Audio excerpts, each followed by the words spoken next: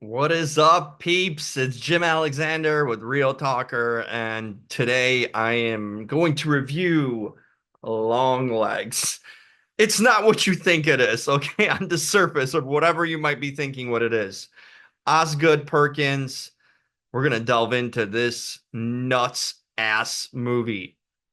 Sound right, but you know what I'm talking about. All right, take a clip, check it out. Take a look at a clip. Yeah, that's what I meant. Is it scary being a lady FBI agent? Yeah. Take a nice long look. A letter was left with the bodies.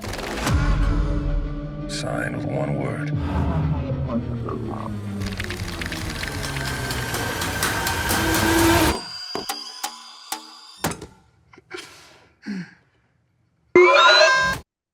Okay. Longlegs. Man, was this movie batshit wild. Like, in the best way, too. I didn't know what to expect of this. I didn't really look much at the trailer. I heard some of the hype coming out of festivals about it that, was going to be good. But Osgood Perkins, who writes it and directs it, does a hell of a job here. It's a blend. So the story takes place in the early 90s, very ambiguous, could be 80s, could be 70s, really, but it's 90s in a sense because of, like, you look at stuff like the cars and some of the things that you could tell an era, and there's like a picture frame of Bill Clinton on a wall of a police office, a detective's office. So okay, so Clinton must have been president. You're getting 90s here. Okay, so we got that settled.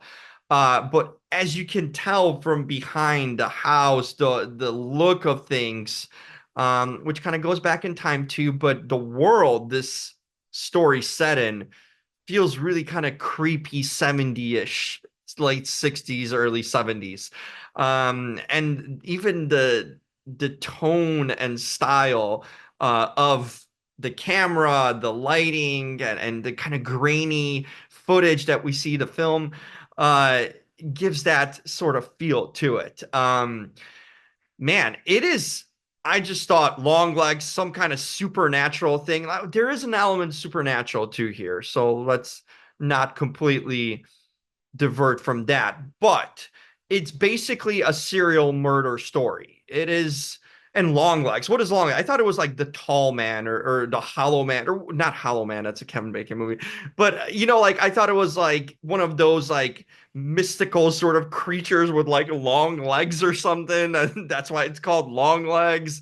So I expected some sort of cartoony-ish, a film in that aspect with some monster or like made up sort of villain, right? Or monster. I thought it was going to be a monster movie in a lot of ways.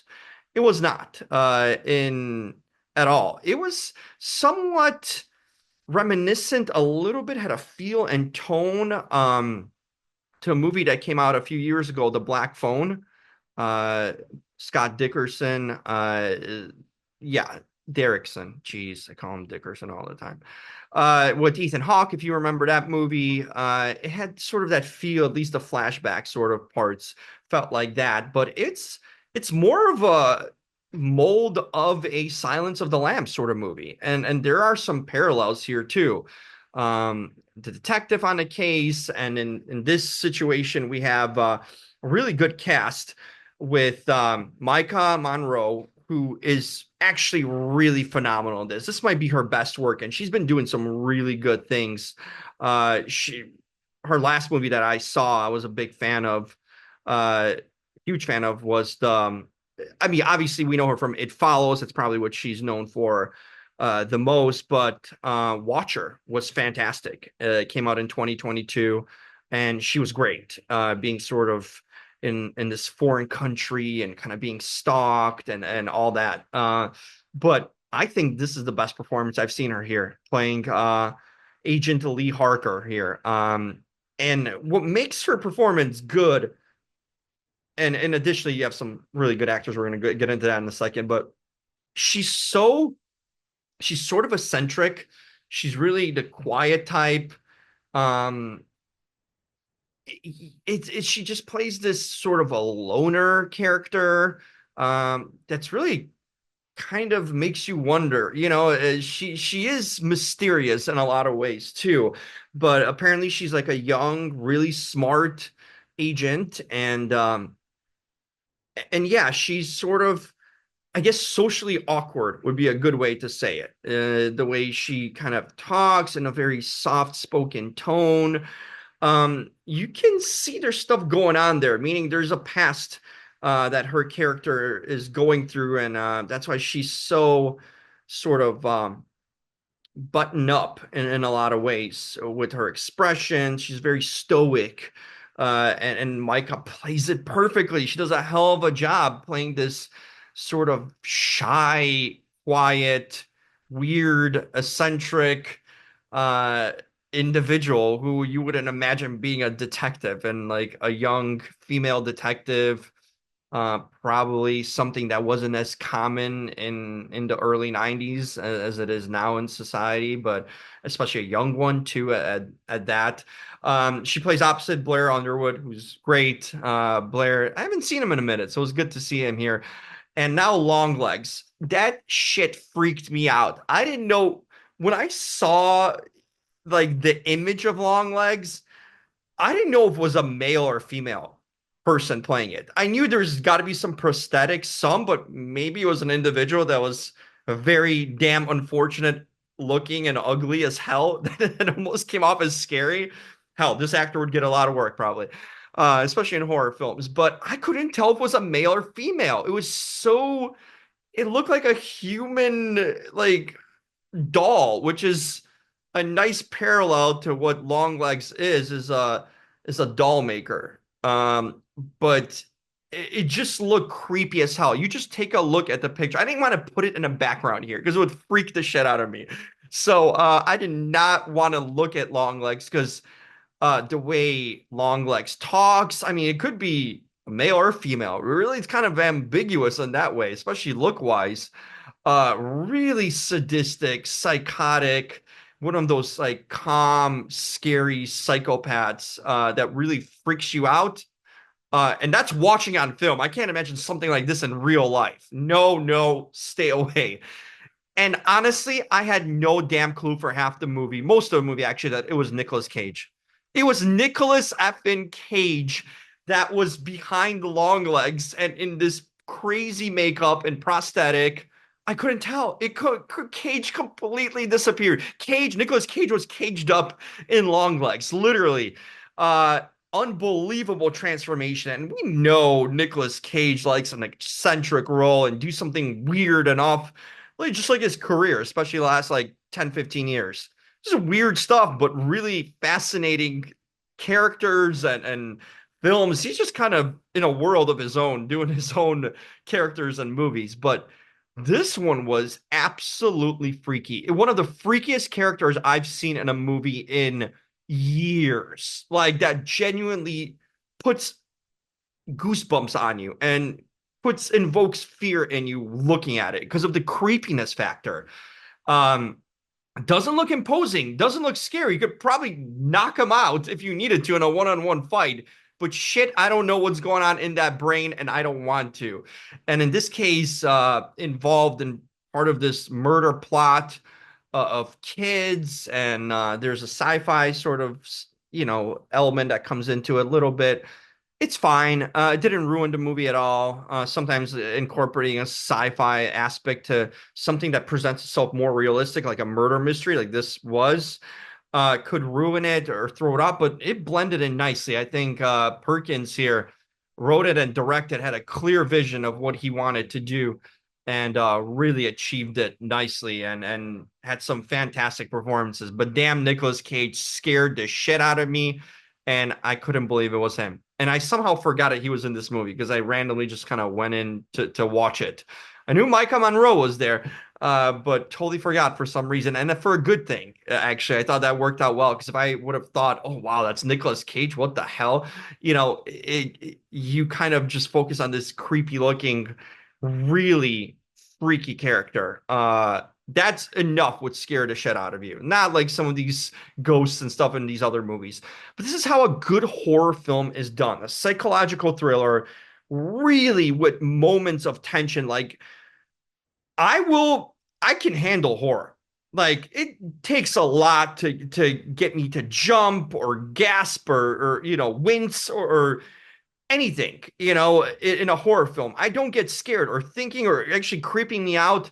This movie did that multiple times. Now that's saying something because for someone who's not easily scared, and if you can invoke some fear and having me look around the theater, which doesn't happen often, but that's the sort of feeling this movie gives you. It shakes you.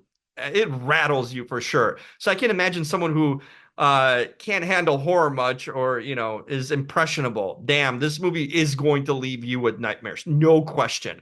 Like if you're one that kind of gets nightmares over like even goofy slapstick horror, this one is going to stay with you, so might want to avoid it. um I think they've done a really good job in recent years with some horror. Smile was surprisingly really good, but this was better than Smile, and I really enjoyed Smile.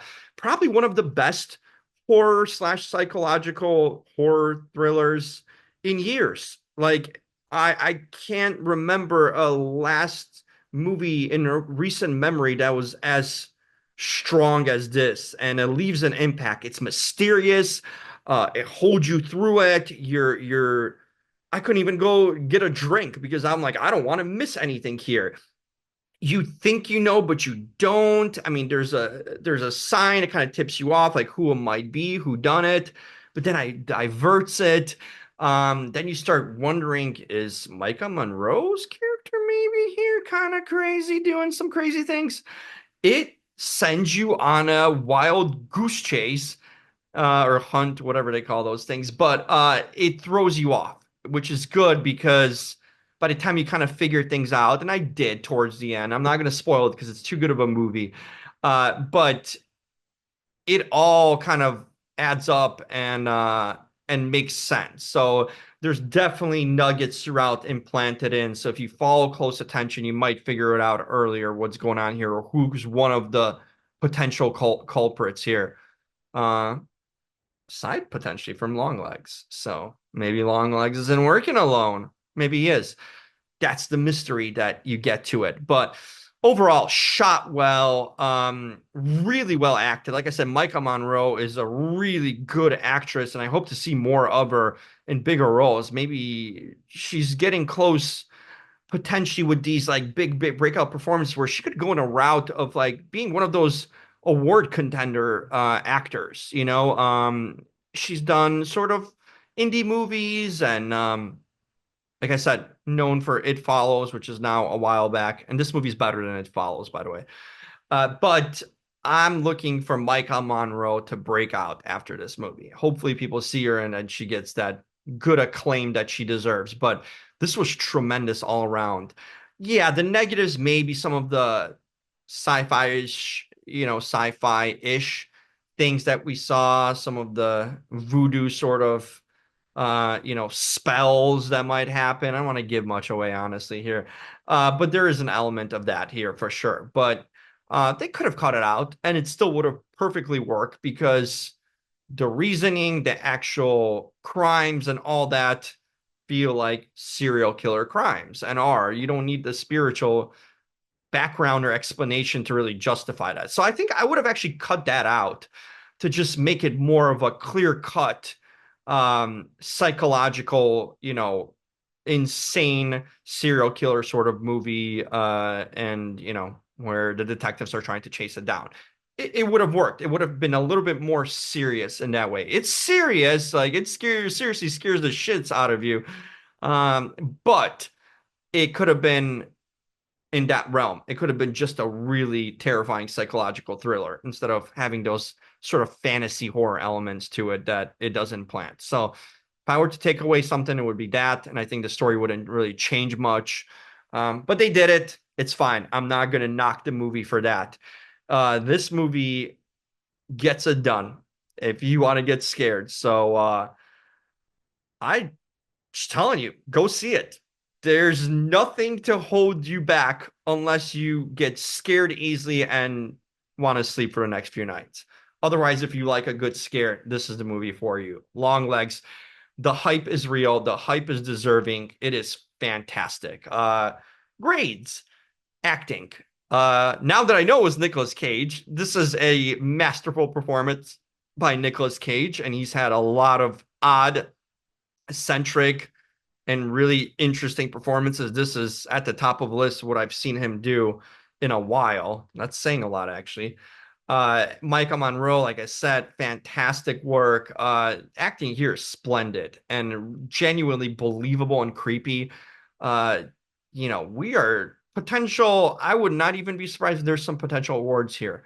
Probably won't get an Oscar because there's different criteria for that. But damn, there's some legitimate award consideration for some stuff that I've seen here, performance wise, and just you know what we see in terms of quality. So yeah, nine nine and a half out of 10 on the acting. I really enjoyed it. I thought it was really well acted and good actors in this movie. Entertainment. I was thoroughly entertained by this movie. No questions asked about that. So entertainment factor, 9.5 also. Now, plot story, really good. Matches up. Like I said, we do have the elements of sci-fi, supernatural, all that stuff. So that does that factor into the plot or story? Does it make it sort of less believable, less real, less serious? Potentially. But like I said, most of this is rooted in sort of a reality where you can believe that, oh, was this a real case? Did this somehow actually happen? Potentially, maybe. So I'll give it an 8 out of 10. Impression, like I said, leaves a really good impression. What you see here, like I said, one of the best things I've seen horror wise in years. And I think that impression is a 10. Creativity. How creative was it? Well, damn, they made Nicolas Cage really creative where I didn't know what the hell it was. Was it human? Was it not? Was it male? Was it female? Was it, you know, whatever it was? Was it like a caricature? Was a doll come to life or something? He's a doll maker. I didn't know what it was. It had me completely curious and mesmerized and freaked out. So I think the creativity all around, like I said, I might dock it a little bit for the supernatural part, but creativity wise, they were really creative. It's an 8.5 out of 10.